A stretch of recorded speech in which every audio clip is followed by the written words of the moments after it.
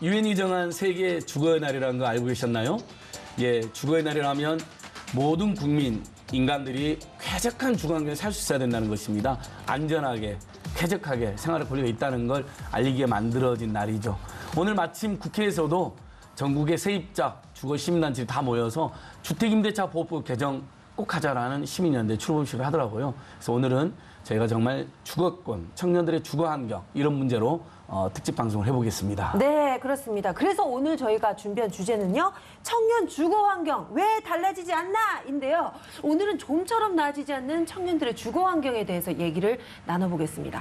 자, 얼마나 열악했으면 참다 못해 청년들이 거리로 뛰쳐나왔을까요? 어떤 얘기를 하는지 함께 들어보시겠습니다.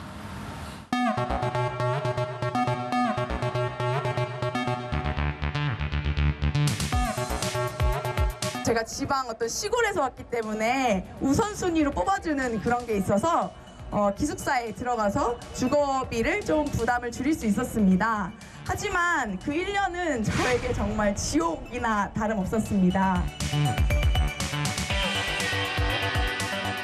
기생충 영화에 나오는 집보다 더 심한 집들을 봤어야 했었는데요. 300에 33으로는 지하거나 좁은 반지하밖에 없었고 그 중에는 정말 창고 같은 곳도 존재했습니다.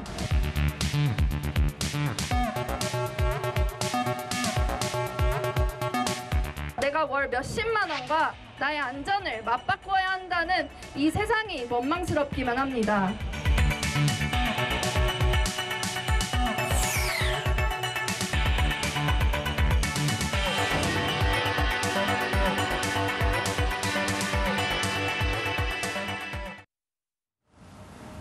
네, 사람답게 사는 그날까지 행동하겠다. 아주 가슴이 그냥 매우 아픕니다. 영화 기생충 이야기도 하시네요. 네. 저도 기생충 보셨나요? 봤죠. 거기서 보면 정말 주거 빈곤의 생생한 실태, 네. 비 오면 물이 잠기는 것부터 해서 또 통신비 고통도 나오잖아요. 맞아요. 이 와이파이 와이파이를 잡으려고. 잡았어요. 네. 그래서 그 영화가 저는 봉준호 감독이 굉장히 디테일하게 주거 문제, 통신비 문제 이런 게 굉장히 핵심이다. 네. 빈곤 문제에서 잘 짚은 것 같은데요. 오늘 그래서 저희 함께 말씀 나눌 손님 두 분 모셨는데요. 몇 번 나오셨죠. 청년 주거권, 국민 주거권 운동 열심히 하는 단체입니다. 제가 10년 전부터 열심히 후원하고 응원하는 단체죠. 민달팽이 유니온 박향진 사무장님 나오셨습니다. 네. 어서 오십시오. 어서 오세요. 예. 네. 다시 한번 말씀드리지만 민달팽이 유니온은 환경단체가 아닙니다. 주거권 단체입니다. 그렇죠. 오해하지 예. 마시기 바라겠습니다. 또 누가 나오셨나요? 자, 그리고 또 한 분 모시겠습니다. 민생연구소의 가족 같은 분. 이제는 새 신랑. 얼굴이 하나네요. 네, 구봉기 생활경제연구소 구봉기 소장님 나오셨습니다. 어서 오세요. 네, 예, 어서 반갑습니다. 오십시오. 신혼여행 갔다 뵙겠습니다. 네. 네. 자, 신혼여행 이야기했으니까 집 구했나요? 어떻게 됐나요? 작년에 매매가가 너무 올라서 네. 돈은 꽤 모아놨었는데 전세입니다, 결국은. 전세. 그러니까 그래도 전세집이라도 있는 거네요. 정말 다행인 거예요. 네. 그렇죠. 근데 전세도 벌써 매덕 하시죠? 네. 아유, 전세 구하기도. 전세 구하기도 보통 일이 아니죠. 그렇죠. 네. 사실 이 큰 보증금 구하는 게 어려운 일인데 저희가 아까 영상 보셨잖아요. 청년들의 이 절박한 분노가 느껴졌습니다.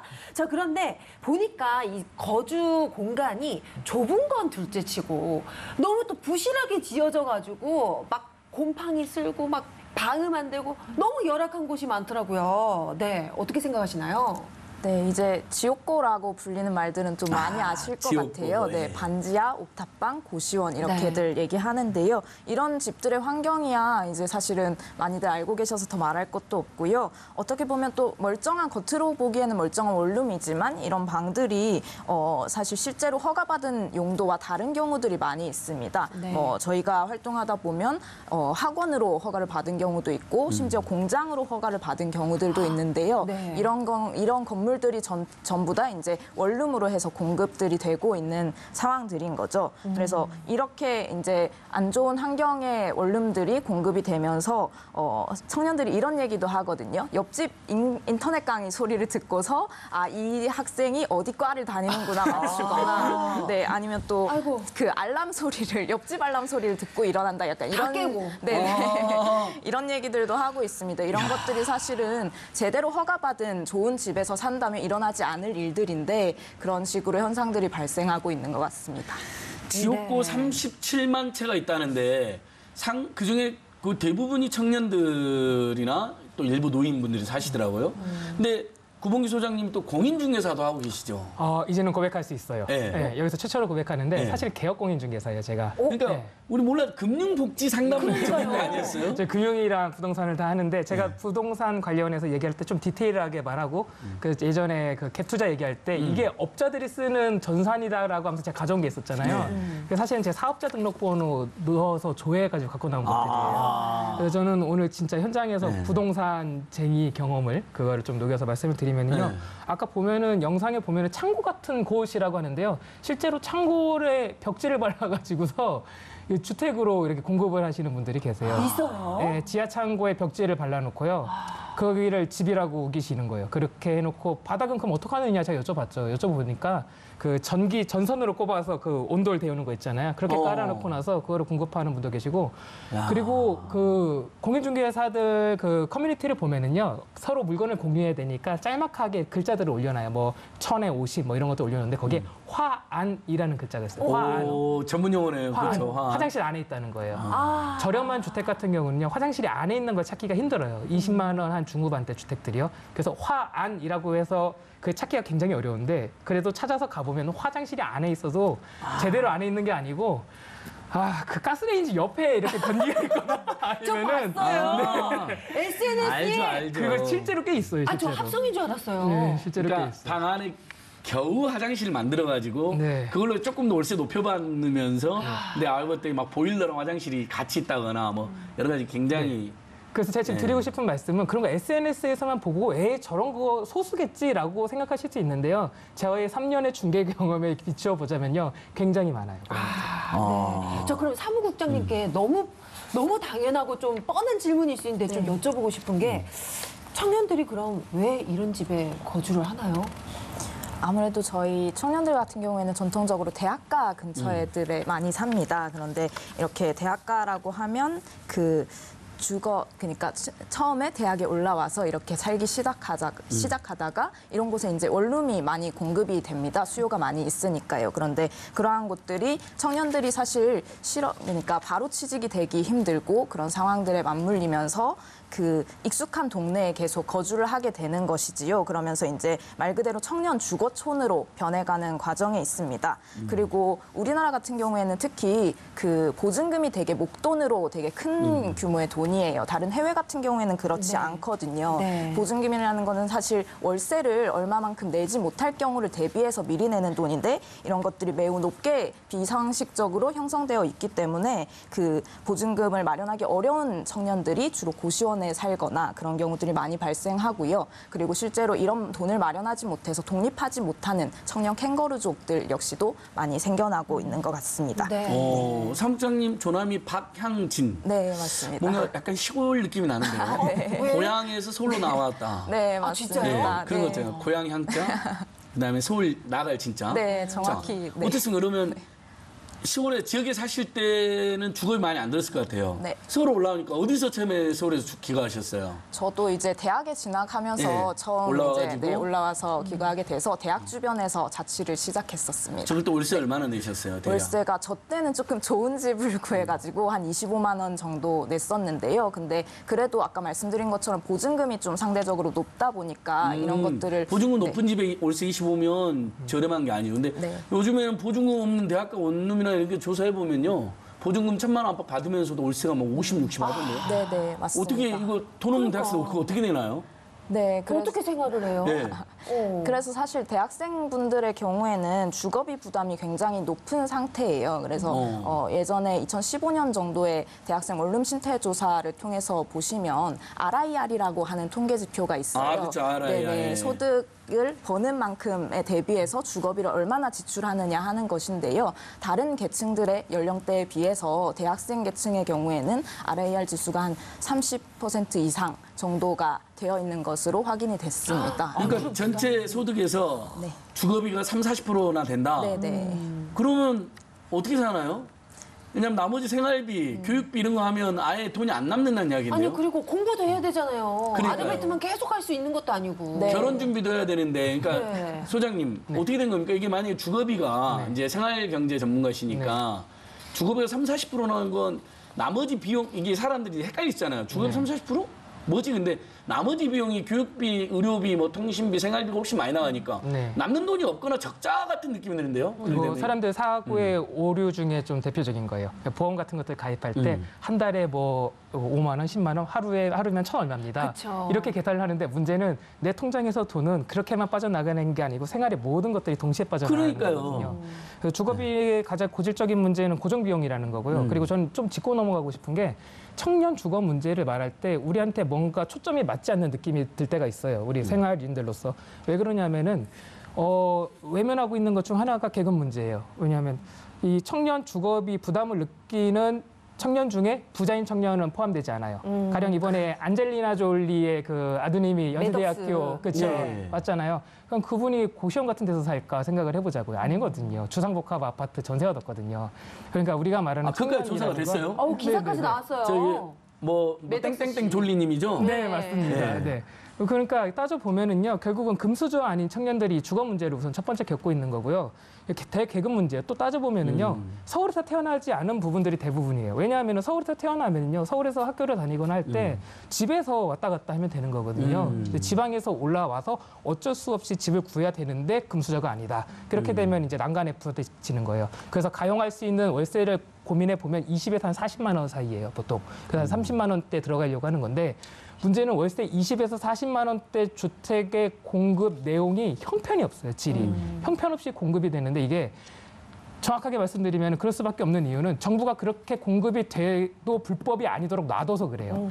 이거를 불량주택이라고 규정을 하면은요, 우리 불량 음식 같은 것들 유통 안 되게 막잖아요. 상한 오해 그렇죠. 같은 것들, 그렇죠. 근데 주거 같은 것도요, 뭐 고시원, 그다음 지하, 옥탑방 이런 것들 건강을 해치는 문제란 말이에요.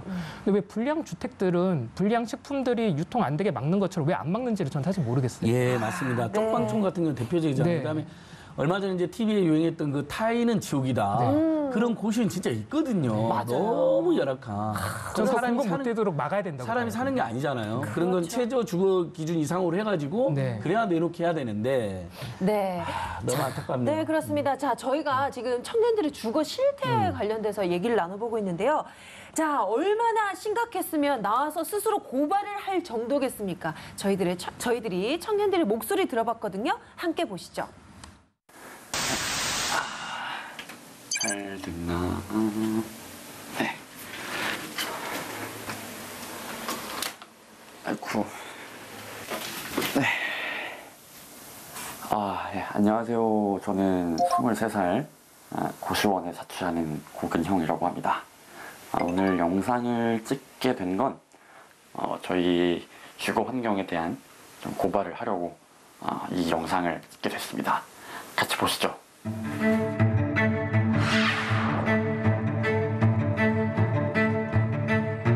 우선은 꼭 보여드리고 싶은 게 사실 저희 방에 있는 에어컨인데요. 제가 킬 수는 없습니다. 우리 사장님께서 켜주시는 거고, 사장님이 퇴근을 하시면 여기 에어컨에서도 바람이 나오지 않습니다. 여름에 열대야가 있어도 밤에 좀 살기 어려운 그런 환경이고요. 창문인데요. 네, 창문인데 그래도 다행히도 저희 방은 창문이 있습니다.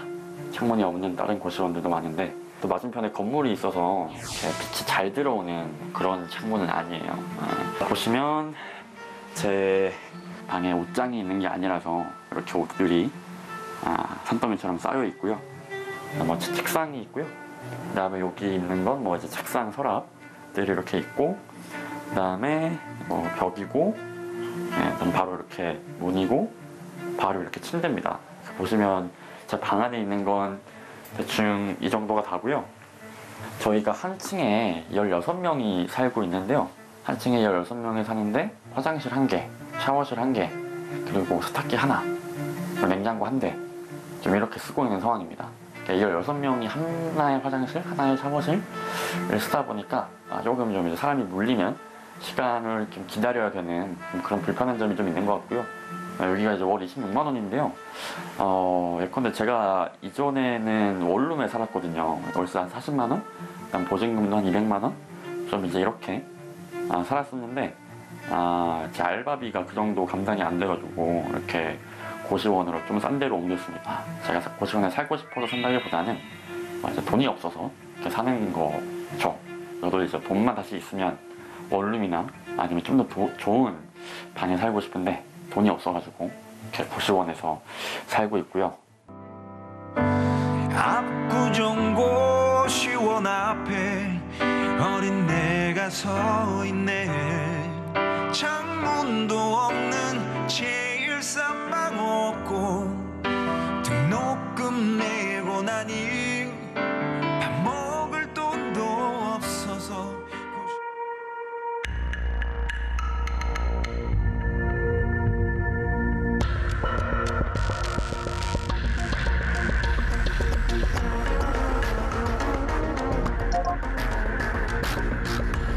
보증금이 1,000만 원이고 월세가 이제 40만 원인데 반지하라서 이제 공과금, 그러니까 전기요금이나 뭐 수도요금 뭐 이런 것들이 다 포함되어 있어요. 상대적으로 돈을 아낄 수 있는 거죠.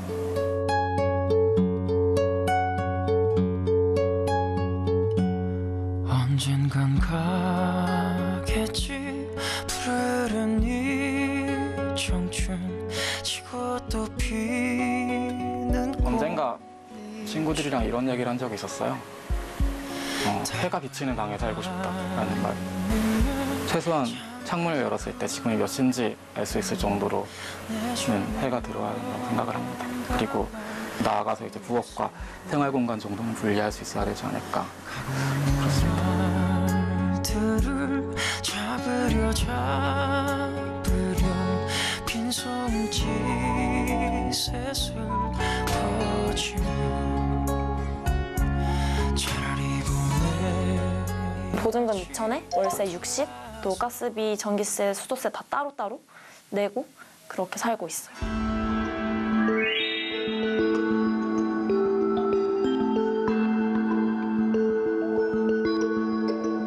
그리고 일단 좀 집이 오래돼서 그런 건지 모르겠는데 벌레가 너무 많이 나오고, 근데 이 벌레가 단순히 하루에 한 마리 이렇게 나오는 게 아니라 진짜 자다가 깨면 손에 바퀴벌레가 이렇게 붙어 있고 이런 얘기가 커뮤니티에 완전 만연해 있어요. 지금 반응이 진짜 안 돼요. 그래서 그냥 옆에 사람 옆집에 그냥 누가 왔구나 이 정도까지 알 수 있는. 그리고 아침에는 그냥 옆집 모닝콜을 같이 듣고 일어나는 그런 경우도 솔직히 있고요. 1,050이 기본이라고 하니까 그래 1,050이 기본인데 반지하방도 있는데 그래도 지상층에 살면서 60이면은 어쩔 수 없나? 약간 이런 생각하는 것 같아요. 나 월세가 60. 가스비랑 전기세를 하면 한 또 3, 4만 원? 수도세까지 다 해서 3, 4만 원? 그리고 제 용돈이 또 60? 거기다 통신비 10만 원? 이러면 그냥 100만 원을 훌쩍 넘는? 모두가 돌아간 자리 행복한 걸음으로 갈까 정말 바라다. 염치 없게 사실 대학생이라고 해서 생활비나 월세를 모든 걸 지원받는 것도 사실 당연한 일은 아니라고 저는 생각하거든요. 감사하게 제가 받을 수 있는 상황인 거지. 저는 지금 제가 살고 있는 이 집이 딱 대학 다닐 때까지만 살 수 있을 거라고 생각해요. 왜냐면 졸업을 하면 제 경제력으로 살아야 할 텐데 절대 저는 60을 내고 살 수 없을 거라고 생각한단 말이에요. 내가 일단 이걸 졸업했을 때 어디서 살아야 되지? 이거를 고민을 한다는 게 저는 너무 지금은 웃으면서 말을 하는데 이게 현실적인 문제로 다가온다고 느껴졌을 때 굉장히 좀 숨이 막히거든요. 약간 턱턱 막히고.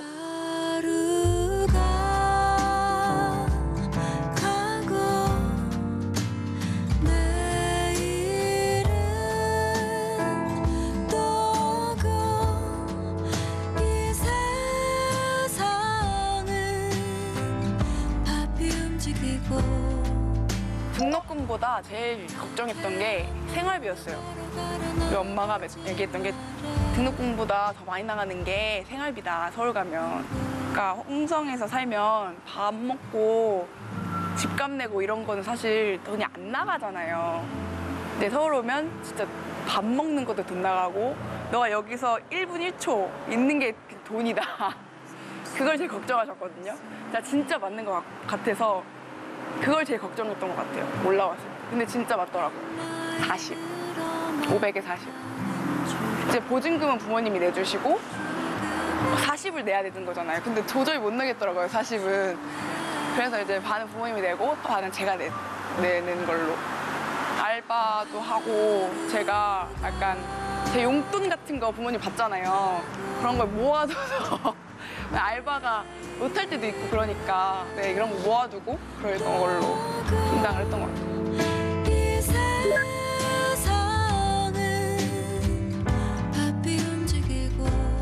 옷도 좀 사 입고 술도 좀 먹고 아니 그런 것 좀 하고 싶은데 사실 의식주라는 건 진짜 기본권이라고 저는 생각하거든요. 어떻게 보면 굶고 있고 어떤 사람은 진짜 학업을 포기하고 어떻게 뭐 돈을 월세를 내기 위해서 뭔가를 하고 뭐 이런 것들 이런 게 반복되는 삶이 저는 잘못됐다고 생각하거든요. 저는 그거는 있는 것 같아요. 청년들이 사실은 막 미래의 주역이다, 그러니까 미래다라고 얘기하잖아요. 사실 청년들은 너무 빈곤하게 살고 있다. 사실 꿈을 꿀 수 있도록 만들어주는 사회가 돼야 되는데 사실 꿈도 꿀 수 없고 미래를 계획할 수도 없는 그냥 하루하루 견뎌나가기 바쁘다. 우리는 지금. 그러니까 오늘 하루도 밥을 먹을 수 있을지 없을지 다음 달에 월세를 낼 수 있을지 없을지에 대한 고민뿐이다.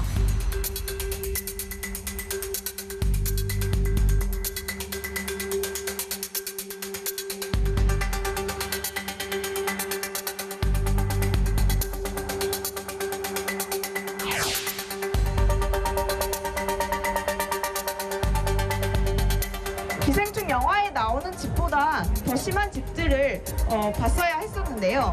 300에 33으로는 지하거나 좁은 반지하밖에 없었고 개중에는 정말 창고 같은 곳도 존재했습니다. 에어컨이 없는 방은 환기가 안 돼 습하고 햇빛이 들지 않아 빨래는 마르지 않고 여름엔 집에 있을 수 없는 상황입니다.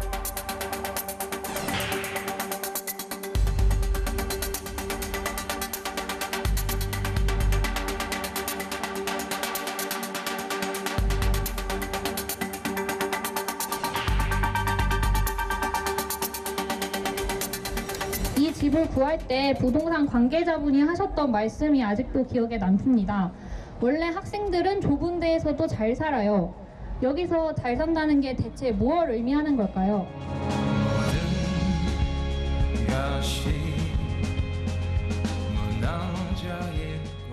네, 그 아이고. 부동산 중개업자분. 네, 원래 뭐 젊은이들은 좁은 데서도 잘 살. 좀 너무 좀 막 얘기하신 거 그러니까 아닐까요? 아주 옛날에 네. 너무 열악했던 시절의 경험을 요즘 젊은이들에게 그렇죠. 강요한다는 보릿고개 느낌이 얘기를 들어요. 예. 젊어서 고생은 사서 한다. 아프니까 청춘이다. 이런 얘기 굉장히 네. 많잖아요. 사실 청년들은 이런 얘기 들으면은 나 그러면 이제 나 힘든 거 얘기하면 안 돼? 막 이런 생각이 들어요. 사무국장님 어떻게 생각하세요? 네, 맞습니다. 영상에서 보신 것처럼 저런 문제들은 사실 계속 나아지지 않고 실제로 저희들이 겪고 있는 문제거든요. 그리고 이런 문제들이 이전에 성장이 지속되어 온 환경과는 조금 차이가 있는 것 같습니다. 이 문제들이 단순히 일시적으로 지나가는 게 아니라 사실은 더 나아지지 않을 거라는 환경 속에서 계속 살아가게 되는 것이 더 큰 문제인 것 같아요. 그리고 이런 것들을 속 시원히 누구에게 이런 비난 속에서는 말하기도 어려운 상황에 살고 있는 것 같습니다. 네. 저는 부동산 업자였던 사람으로서 죄송하다는 말씀을 드리고요. 네. 그런 분들은 그냥 두 글자로 정리하면 될 것 같아요. 꼰대. 네. 꼰대. 더 이상 해놓았습니다. 꼰대. 네. 그러니까 저는 아프니까 청춘한 말이 싫더라고요. 아프니까 노인이다라는 거 내가 이해가 되네요. 아프니까 환자다. 수시니까 노인이다. 아프니까 병원 가야 된다. 그치, 맞아요. 청년들한테 그 고통을 그대로 강요하는 것 같아가지고 네. 불편했는데.